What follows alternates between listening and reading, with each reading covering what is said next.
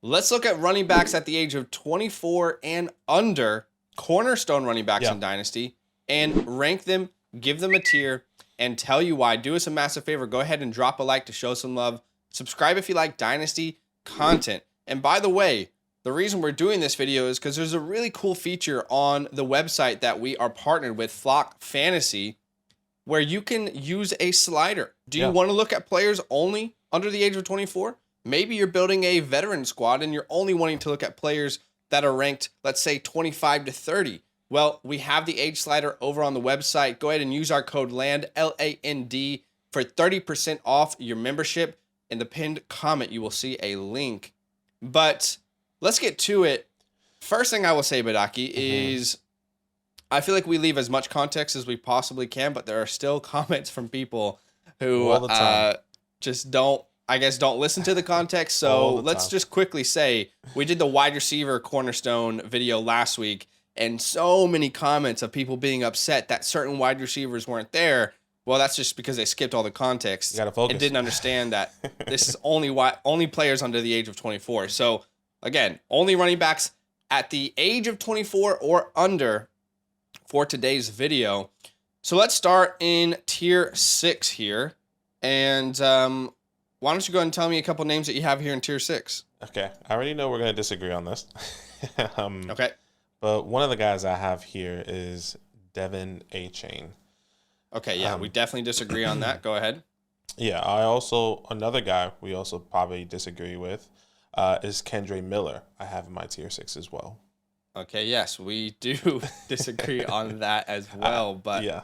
Okay, why don't you tell me why they're not deserving of tier 5? It's not that they're not deserving of tier 5. I think I just separate myself from, not myself, I separate these guys from this tier because of what I believe that's going to go on, right? Both of these guys are rookies compared to some of the other rookies that I have in tier 5.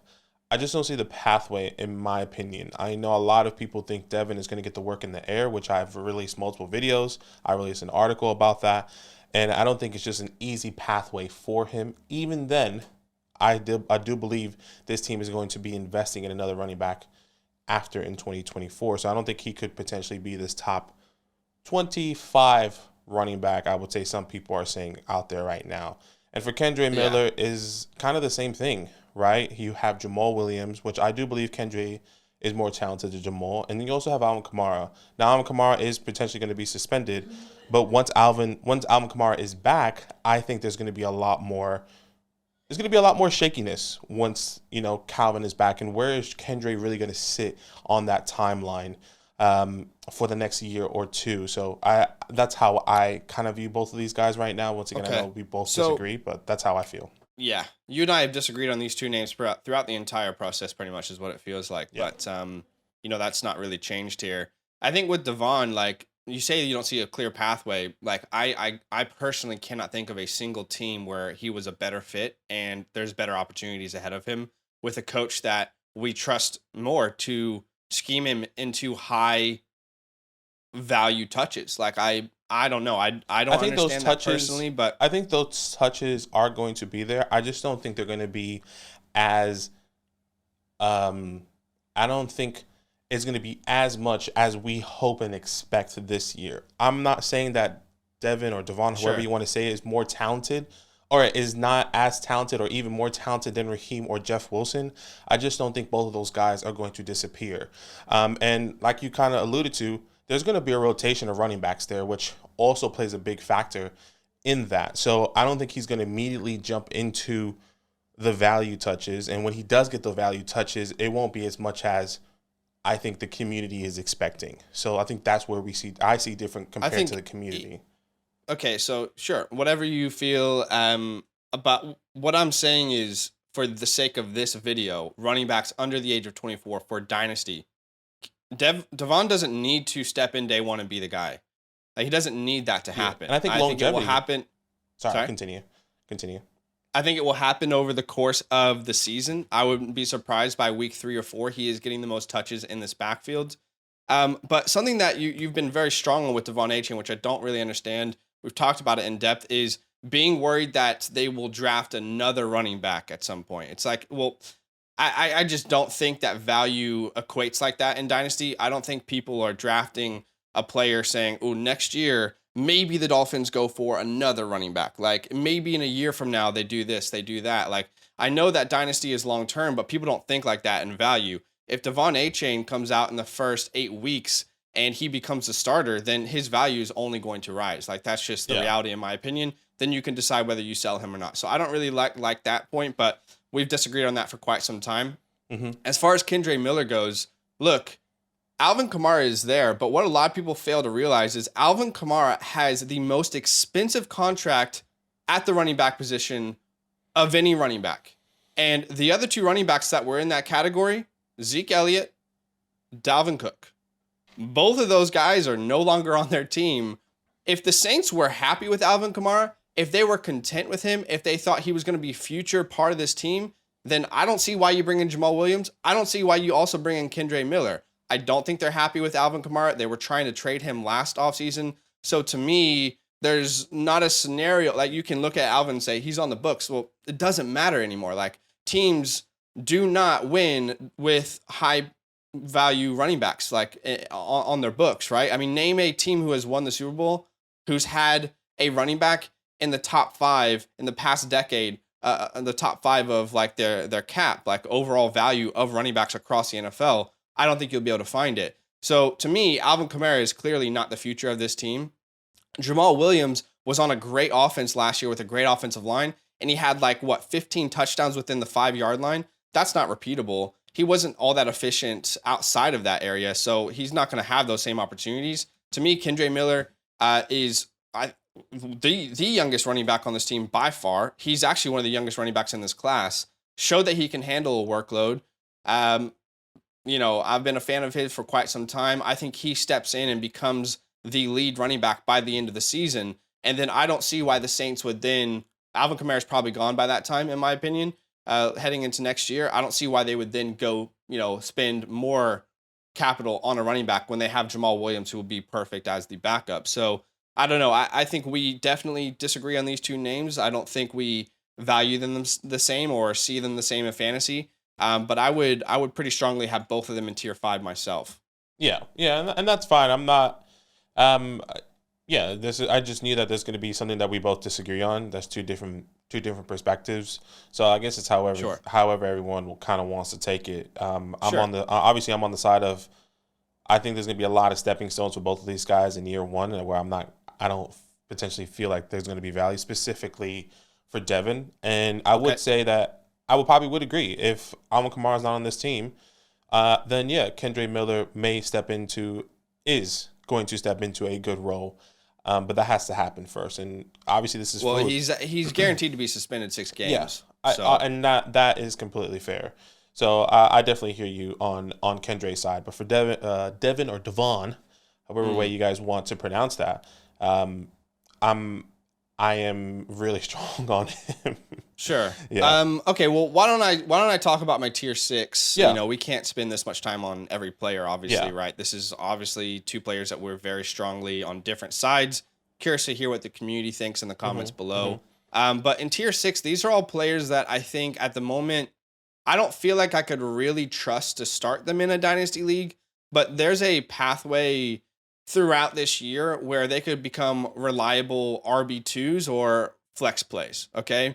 There's a pathway for that to happen for these players. One is Tank Bigsby. I got the 2 running backs out of Washington, Brian Robinson, Antonio Gibson. I have kind of been on Team Antonio the entire time. I know, Brian, a lot of people like Brian's story. I like Brian's story. I'm a Washington fan.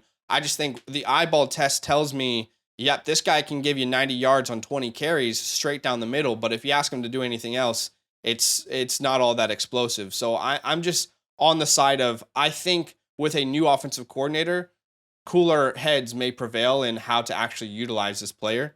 I have A.J. Dillon in this tier. A.J. Dillon needs an injury. Like, he needs an injury to be a reliable starter. Otherwise, you're getting these 5 to 6 to 7, 8-point games. Rashawn Johnson, I think, is talented enough to be an important part of that Chicago backfield. James Cook is a player that I like, but I don't think that Damian Harris is just going to be completely irrelevant. And if we want James Cook to be a pass-catching back, he has one of the worst situations, a running back who, or a quarterback rather, who, yes, wants to stop running, but also the running is what makes him so elite. The combination of him being a dual threat. And then the last player in this tier would be Isaiah Pacheco. Again, all players that I think, any one of our viewers could point at one of these guys and say they need to be up, they need to be a tier up. And this is the reason why I just have hesitations myself. And with Pacheco, still a 7th round pick. That's hard to value long-term in Dynasty. They didn't add anyone this offseason. They still have Jarrett McKinnon. They still have Clyde. I think they will be involved. So yeah, that's what my tier 6 looks like at the moment. You with us? Yes, sorry. I was muted and I was talking at the same time. The one player that I see different here is technically 2 players. So I have James Cook up. I don't even have AJ Dillon in my tier 6. I know we have to wait for an injury. I just don't. If it does happen, that's great. But if it doesn't happen, I think he was kind of irrelevant. I think we kind of did this earlier. Right. So where's he ranked in your? For me, he's like in the 35. Let me see if I can pull it up here, because I just have these guys up. But he's really far down. Like, I don't have him anywhere near maybe what the community has him right now. Personally, let me see if I can get it as quickly as possible. But yeah, I do have James Cook obviously higher. I'm a big James Cook believer. Okay. As much as they want to continue to throw the ball with him, or they want to continue to run the ball with Josh Allen and kind of prevent that. I think James Cook is going to get a lot of work in the air specifically, and Damian Harris is not a running back that gets a lot of work in the air specifically, which I think it's really, really good for James. So that's kind of my thought process on that. So for me, for AJ Dillon, he is my RB 33 right now. Okay. So he's pretty far out there, and I have a. Well, I mean, no, he's my RB 34, but I still have him in this range. Okay. So, well, he's the top 24 ish. I guess you can kind of say that's how many guys I have here. So, okay. Yeah. So who is that? Is that James Cook is the only one that you have in tier 5? I have him. Outside of that, I have him in. I have him in tier 5. No, I have Pacheco. I have Roscoe, Kendre. I have Tank Gibson, Devin. Yeah, and Brian Robinson. So yes, we're on the same page there. Okay, cool. Well, I'm sorry, I have to advocate for Devon and Kendre in tier 5. Sure. To me, I think their value is like I would value them much higher than the guys in tier 6. So I got to put that differentiator for myself. Mm-hmm. But yeah, I'm curious actually between these 3. I'd really be curious what the community thinks, who they prefer between James, Devon, Kendre. Obviously, you prefer James because you don't have these 2 guys even in tier 5. I don't have him on top. Yeah, I mean, but if there was one that I had to put on top, it would probably be Kendre personally. Of these 3, outside of the 2, excuse me, Kendre and Devon. Oh, okay. Outside of those 2, I would rather have Kendre on top than Devon personally, long term, right? Because that's how I feel about all those guys.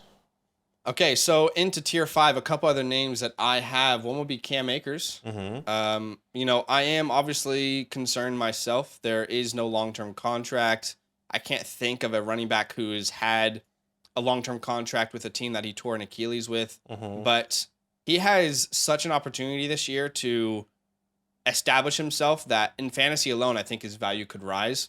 And then outside of him, I have Rachaad White in this tier, who I think is going to get a ton of work in that backfield. He will be the feature running back. As much as I love Charbonnet, it's really hard to value him over some of the other names. He's stuck behind Kenneth Walker. What do we do there? I don't really know what the upside is without an injury. And then the last name that I have in this tier 5, which many might be able to argue him for tier 4, would be Alexander Madison. I have him in this tier 5 right at the top of it. So that's what my tier 5 looks like. Curious how you see it, if you would agree or disagree on any one of these names. Yeah, so the only person I actually have 2 players up, and that's Cam Akers and Rachaad White in my tier 4. I do have Alexander Madison, Zach Charbonnet. I have the rest here in tier 4. I just actually really believe, and now I have actually moved Cam Akers above James Cook as well. which is kind of wild to me because I've always been a Cam Akers believer. I've always had that belief in him coming back and being strong, which we saw him come back in the playoffs. And then the last 6 weeks, I think he was a top 4 running back. He was actually a league winner for a lot of people, which was kind of crazy, from an Achilles injury. So I see this offense, and I think a lot of people also are disregarding this offense and disregarding Cam Akers, disregarding Matthew Stafford. Yes, these guys may be older, the people that are leading his team, but he has opportunity to really take over this backfield like we saw in the second half of the season. So, and Rachaad White is kind of the same thing. I think he's potentially going to be peppered with targets now that they haven't drafted another running back here. He's going to be on the ground and in the air. So if anything that Baker Mayfield can do, he can definitely check it down. So I feel really confident long-term with both Rachaad White and Cam Akers. And just to touch on Alexander Mattison, I think there could be an argument for tier 4, but for me, it feels really comfortable with tier 5. If there was anyone I would move up here, would probably be James Cook into the tier 4, but I think I'm happy to have him in tier 5. I thought you had James Cook in tier 5. I do. I'm saying, like, if out of the people like Rachaad White and Cam Akers that I have in tier 4, there's people I want to move up like James Cook as well if I need to. Okay, right. So who do you have in tier 4 that you'd like to advocate that I have in tier 5? It will probably be Cam Akers. So you have Cam Akers in tier 4? Yes. Okay. Mm-hmm. All right. Which is what I'm saying, seems completely different. So mind you, I have James Cook obviously higher in this tier 5, like on the edge of tier 4, tier 5, with Rachaad White as well. It's kind of crazy and interesting now when I did this, because James moved down a little bit, but I still love James Cook and believe in him. Sure, I hear you. I can definitely hear you out there. Mm-hmm. Alexander Mattison, I'm pretty heavily Mattison over Akers. Yeah, that's fair. Of course, we're all going to advocate for certain players, so you're going to advocate for Akers to be in tier 4. I don't think he's personally deserving of being in tier 4. He's actually at the end of my tier 5. But when you look at Alexander Mattison, you look at his splits without Dalvin Cook. I actually looked at this the other day. Shout out to RotoViz. In games without Dalvin Cook, we have 6 games in the last decade without Dalvin Cook. He's averaging 20.3 PPR points per game. He's averaging almost 4 receptions a game, almost about 4.5 targets a game. Mm-hmm. So to me, Alexander Mattison without Dalvin Cook, I think he will be the feature running back, and he's signed to longer money than what Cam Akers is at the moment. Actually, he has a 2-year contract that the team just signed him on, with a team that is supposed to be so pass heavy. They were one of the top 3 pass volume offenses in the NFL last year. I think Mattison is going to be a big part of that as well. So I would personally be pretty strong on Mattison over Akers. But again, I advocated for Kendra and Devon. You're advocating for Akers up there. So I guess we'll meet in the middle. Yeah. Okay, so here into tier 4, I would have Dameon Pierce. Yeah. I'm still skeptical of Dameon Pierce myself.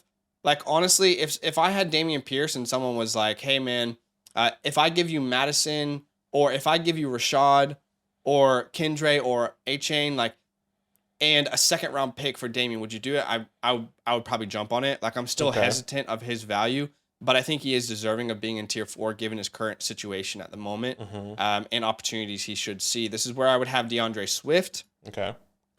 Some people might have him higher. I'm just a little bit concerned, honestly. This team only traded a 4th-round pick for him. I can't think of many scenarios in which a running back in the last 5 years has been traded to a different team on their rookie contract and then was given some sort of huge, big-time commitment from the team that would equal, hey, you're the future of this team. And this is the same team that just let Miles Sanders walk, right? Who had a career year. I'm not sure that having a running back on the books long-term for big money is a priority for them. But let's see long term. J.K. Dobbins I would have in this tier, and then Javonte Williams. 2 players that I love. I think J.K. could absolutely break out this year. And honestly, I feel like between Javonte and J.K., I can make a case for any of these guys being in tier 3. I think when Javonte is healthy, he's going to be absolutely dominant with Sean Payton in that system. And I think J.K. Dobbins is a beneficiary of what will be an even better offense. There will be more scoring opportunities for him. He just doesn't get a lot of work in the air. And similar to how I was speaking about James Cook, okay, Yes, so Lamar and Josh Allen, they want these guys to stop running the ball so much. But if you turn them into quarterbacks who aren't a threat on the ground as much, they lose a little bit of their magic. And I just don't think it's one of those things that we love to say, but you really limit a player if that's a philosophy. And I'm not so sure that's going to happen. And then even if you look at Baltimore, I mean, there's so many weapons. Dobbins is probably not going to be anywhere near the top 10 in targets at the running back position this year when you have Andrews, OBJ, Bateman, Flowers, right? So that's how I currently view it. Let me know if you have any differences. No, we're actually spot on in this one, obviously, outside of Cam Akers. I have Cam Akers in tier 4. You don't, so I have everyone else there. One thing I do have, obviously, is Dameon Pierce, which I love all these players. The one player that it is iffy, kind of like you alluded to, was DeAndre Swift. Love Javonte, love JK. Dameon Pierce, I feel really confident long-term with him. I don't think they're going to invest in another running back here. I think he is the guy until his contract is up, in my personal opinion. But love Dameon Pierce and all those guys. Sure. I mean, honestly, I almost feel like Madison could easily be in this tier for me. Like, I really think he could easily be in that tier. I don't see how he's not a top 24 running back in fantasy this year, if not top 20. And I'm hesitant. I'm not going to pay any sort of first round price like I'm seeing in the community, but because I'm not paying a first round for Dameon personally. But I don't know, man. I could easily see him being in that tier. It's interesting. Like I don't think anyone. I think all these guys in the fourth, in the tier 4, outside of Swift, I think there's a world that people want to pay a first round for those guys. And yeah, if Alexander Madison is worth a first round pick, which I don't see that being, and I think you won't see Cam Akers being a first round pick either, then it's kind of difficult to kind of find that even range, right? Because I think we can, maybe Swift. The only running backs I would send a future first for, like in 2024 and beyond, would be Javonte and Dobbins. But even then, it feels like a little bit risky, hoping that they come back from those injuries. So yeah. But okay, into tier 3, and this is where it gets a little weird for me. I'll be honest. Okay. I only have one player in my tier 3, and it's Ken Walker. I don't really know what to do with Ken Walker, to be honest with you. A lot of people are going to say he should be in tier 2, and I hear you guys. I just don't know what that means with Zach Charbonnet. Like, I don't think that there's... I just think in a year from now, Charbonnet and Ken Walker are going to have relatively similar value. I mean, I'm not saying it happens from day one. I'm not saying like instantly they're splitting completely down the middle, but I just feel like Charbonnet is going to be an important part of this offense, and he is the better pass catcher in my opinion. At least he has the better pass catching profile. So in PPR formats, which that's all we play here on DynastyLand, I'm struggling to see how Ken Walker's just going to dominate and Charbonnet's just not going to be a part of this backfield. To everyone who has Ken Walker in the top 5 of their dynasty rankings overall, without age included, I'm just not sure. Like, I can't get there with you. I would still prefer like a Josh Jacobs, a Saquon, a Pollard. That's just my personal opinion, but this is why he's in his own tier for me, because I'm not really sure exactly how to value him at the moment. And I think it's okay to be honest and be like, hey, I think the range of outcomes for this player is very big. And if anyone disagrees with that, they're probably just a real stan of Ken Walker. There will be people out there who will comment and say, you're kidding me. Look what Walker did in year 1. He's absolutely going to dominate in year 2. Charbonnet is nothing, right? I mean, I see some of that on Twitter. It's like, okay, then you're just completely biased and you're not seeing any sort of other outcomes. I think the range of outcomes is so wide for him that it puts him in his own tier for me. And, despite him being young and successful, he has a young running back that I really love who is going to be there for the entirety of his rookie contract. So I don't know what that means. Yeah, I completely agree. I think I do have one other player in this tier, and I know you're probably going to disagree as well, and that's Travis Etienne. But sure, for argument's sake, I completely agree with anything that you said with Kenneth Walker, and I'm not saying I could copy and paste that with Travis Etienne, with Tank Bigsby. I'm saying that I think Tank Bigsby is going to play a bigger role. What to expect. I don't think he's going to be taking 50% workload like everyone is kind of expecting. I think a 30% workload is big enough and good enough for Tank to take over goal line opportunities, to take over maybe some first and second down yardage at times. Does that mean that Travis Etienne is going to completely fall out of my top 6 top 7 running backs? No. Does that mean you should be selling Travis Etienne? In my opinion, absolutely not. But I do think that 70% workload for Etienne will drop him down a little bit, maybe in his fantasy finishes, 2-3 spots, right? Like, I'm not saying he drops down, 8 spots, right? Maybe he was supposed to be projected top. Hypothetically, he was supposed to be finished top 7 without Tank. Now he finishes 9. Now he finishes 10. Not that big of a deal, in my opinion. So that's how I kind of feel with Travis. The community may see that differently, but that's why I have both of those guys in the tier. Sure. I mean, I have 2 players in these 2 tiers, Etienne and Walker. Those are the only players in my tier 3 and my tier 2. And to me, Tank Bigsby, I do think he will play a part. Look, I mean, first off, to be frank, if anyone out there really thought Etienne was going to get 75+% of the opportunities in the backfield in today's running back market in the NFL, like, I don't know what to tell you. It was never going to happen, right? Right. Like, if it wasn't Tank, it was going to be D'Ernest. Yeah, like, someone, maybe Hasty would have been involved. Like, you just cannot be in today's NFL. Teams don't do that. Like, that's just unheard of. I mean, even Nick Chubb had, I think, 58% of his team's rushing attempts in 2022, right? So it's unrealistic to ever have anticipated Etienne, I think, getting 80% of, the share. I think Tank absolutely will have an opportunity. To me, 30% that's a clear reliever role. And I would agree, 30% is probably healthy expectations. But to me, that's a clear reliever role. And I think what often I'm seeing with Etienne is people aren't giving him the discount of last year being his rookie season. What did he put up over 1,400 all-purpose yards? If a rookie came in this year, let's say Jahmyr Gibbs came in this year, put up 1,400 all-purpose yards and finished exactly where Etienne is. Does anyone bat an eye? Does anyone move him down the rankings? I don't think so, right? And David Montgomery is there. So to me, I just think people aren't giving him that benefit of the doubt. It was his rookie season. Like, he did not play at all the year he was drafted, comes in, dominates, and, it's very rare for a rookie to be heavily involved in the air anyway. Like, typically we see their targets go up as they establish themselves more in offense. I think Etienne, the talent gap for me between Etienne and Bigsby is just much bigger between how I view Charbonnet and Walker. Yeah, I hear you. So that's where I am with that. That's the only player in my tier 2. I'm curious if you have anyone else in your tier 2. Yeah, my tier 2, I have 3 running backs, and that's Brees, Jonathan Taylor, and Jahmyr Gibbs. And obviously, the number 1 guy is in tier 1. By the way, 2 minutes left here, so we'll make this quick. I think we all know how we feel about all these guys, Jahmyr Gibbs, Jonathan Taylor, Brees Hall. Once Brees Hall comes back healthy, there's no doubt he is going to be a top 5 running back in Dynasty, right? Sure. So that feels really comfortable with me. And obviously, Bijan Robinson in tier 1.